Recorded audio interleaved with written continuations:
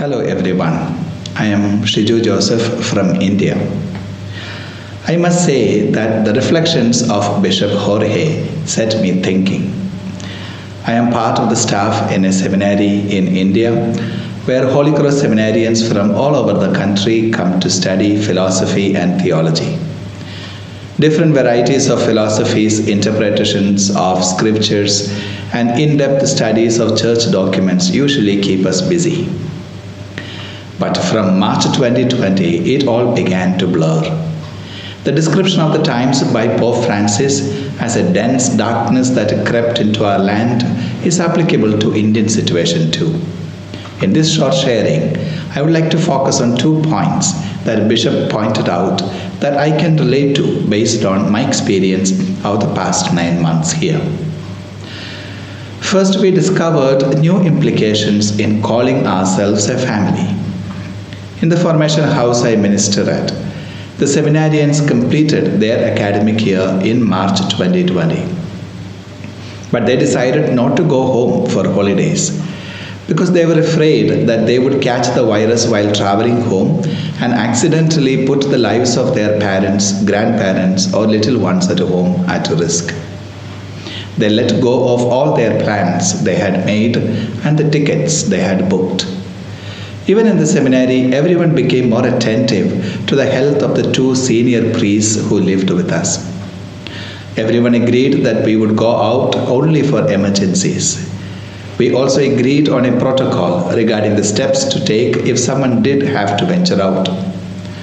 It was beautiful to see how both in words and in action, the health of our vulnerable seniors was given such primacy. Our constitutions say that we strengthen our bonds of fraternity by living together in community, and we get to know each other very closely.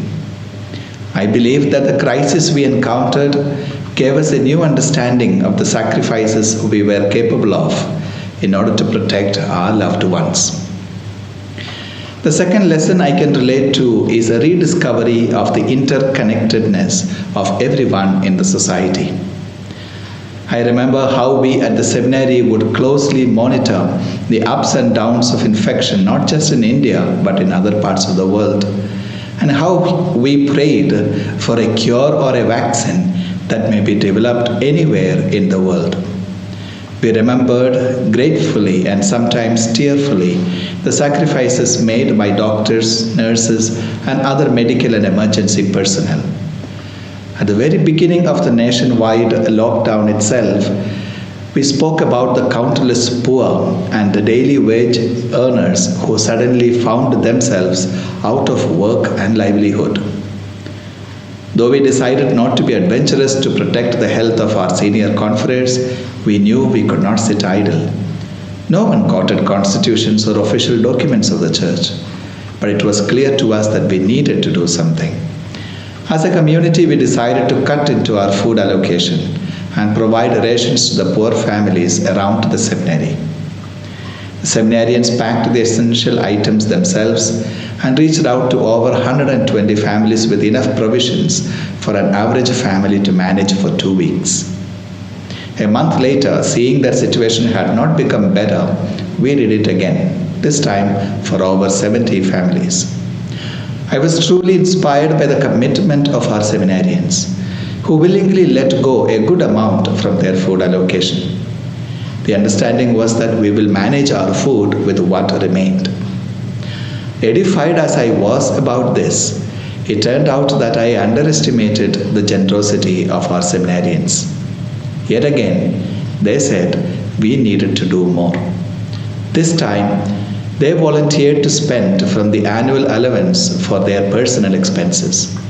Once again, my younger brothers had proven how much they felt responsible for the well-being of the poor whom they did not know personally at all.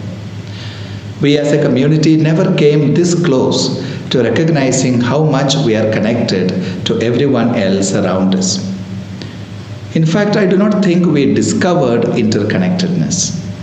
We have studied about it, we have talked about it, but I think we did discover how much it mattered to us in an experiential way.